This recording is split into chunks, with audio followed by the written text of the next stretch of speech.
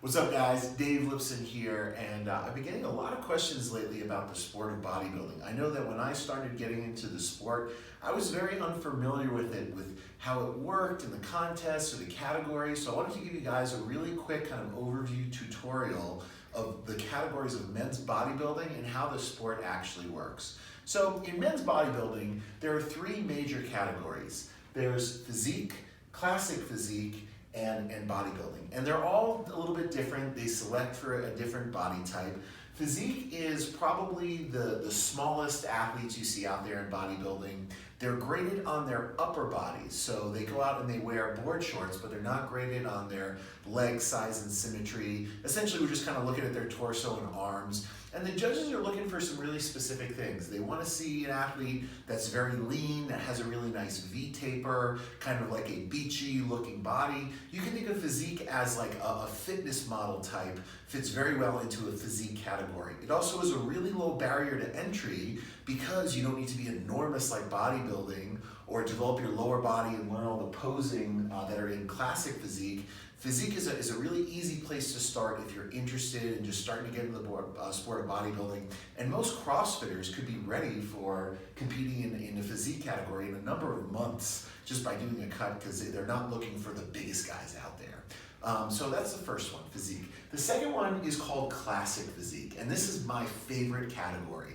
In classic physique, there's a height and a weight class. So it's kind of built around the idea of the golden age of bodybuilding, guys like Frank Zane or even Arnold Schwarzenegger, where you've got a 6'2" guy who's 240 pounds. And the categories kind of range. If you're about 6 foot, you can't be over 212. If you're, if you're 6'1", you can't be over 220, and so on and so forth. So it allows the bodybuilders to maintain a very athletic look and is really applicable to CrossFit and fitness in general because you can still be able to move around and be quite capable as a physique athlete because you don't really need to get enormous. In classic physique, though, you're going to compete in briefs. You're going to be graded on your lower body, and you're going to also do some of the more classic poses you may have seen in old bodybuilding pictures with the guys with their hips cocked off to the side or looking up at the gods, doing all the cool fun poses with the girls on their arms. So a really cool category. I like that. Selects for a very athletic looking body type, a little bit bigger than physique athletes, and looking at the legs and a little bit more posing. Now, bodybuilding is the ultimate. This is where you see the biggest athletes. You'll see guys where they've got, classes anywhere from you've got lightweight classes, you've got heavyweight, super heavyweight, and these guys go anywhere from 300 pounds all the way down to maybe 155 pounds depending on their height.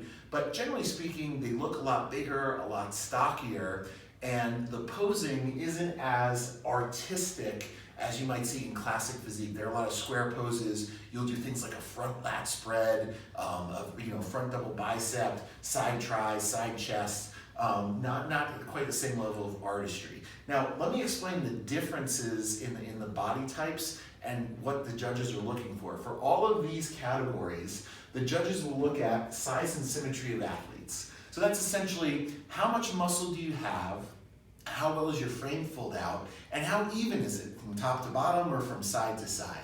Another thing to look at is definition. So that's how well you can actually see the muscles or the leanness of the athlete. A really low level of body fat allows you to see not just the vascularity of athletes, but also the striation of muscle, and you can see that at the highest levels of bodybuilding. You can see the striation of all the different body parts from like pro bodybuilders. And here's a really important one that most people underestimate, the posing. How well can you show it? It's not just about being the biggest, having the best physicality up there, but it's what you can do to actually express it. And there are athletes that may have a lesser physique that are able to show it better, that will actually do better in a bodybuilding show just based on their ability to pose. It's a very hard skill. And unlike a lot of performance sports, it's not about being intense, but it's actually closer to like dancing or ballet where there's a lot of artistry involved. Now, in a contest, what you'll find is that every contest will have prejudging, and then there'll usually be a night show. Prejudging occurs in the morning, and essentially what they're doing is they'll look at athletes in their own classes, and they'll start to compare them. They'll move them around, and they'll call out different mandatory poses, and they'll just shuffle them around to compare athletes to decide who's the best in their class. That occurs in the morning, generally speaking. Then there'll be a long break. Usually athletes go and they fill up with carbohydrates and try to fill their muscles up for the night show. And in the night show, this is where instead of just having all the athletes on the stage, athletes will go up individually and go through a posing routine. So you'll select music that'll be like a minute long, and you'll do a little routine to it. You get to show your physique to your friends and family and other athletes. But the most important part of this portion of the show is that now they select the winners from each class and they bring them together. So they might have guys from like the 212 class and the 225 class and the 242 class all together to decide who the overall winner is for the show. It's not always the biggest guy that wins. So essentially they're looking for who has the greatest overall package. And that's kind of the gist of a bodybuilding show.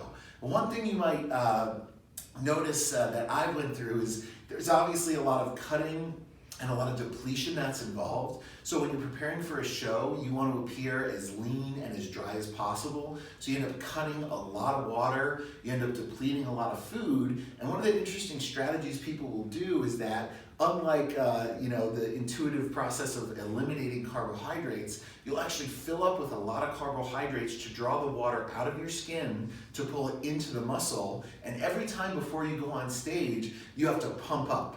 You need to do a bunch of push-ups or banded stuff to try to bring out the vascularity in the muscles and pump blood into the arms. And this is where guys will be in the back, just kind of really working hard, going over their posing routine to push blood so that you can see all this stuff as best as possible. Another thing is the tanning. People wonder, why do you need to get so tan when you're bodybuilding? Well, tanning serves a couple purposes. The first thing is when you're under the lights, it really washes out the color. So by being darker, you can actually see a lot better definition.